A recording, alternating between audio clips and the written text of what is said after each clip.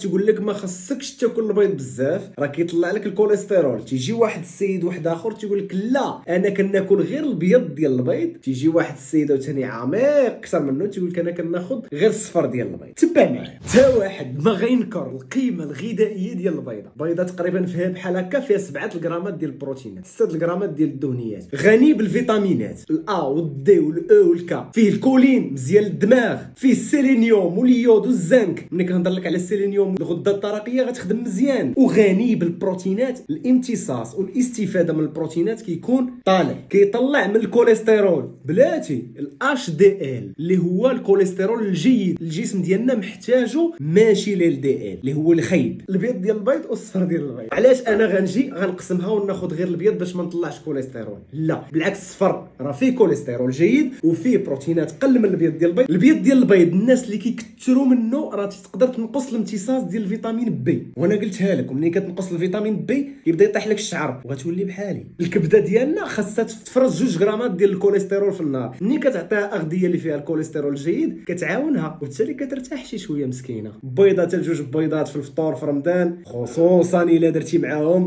شي مولاي الكامون البلدي وكدير ليها. ولا كان شي بيض بلدي حاول تخلي ليه الصفر شي شويه خضر باش تستافد منه اكثر. بارطاجي هذه المعلومه مع صحابك، اكي يا ربي.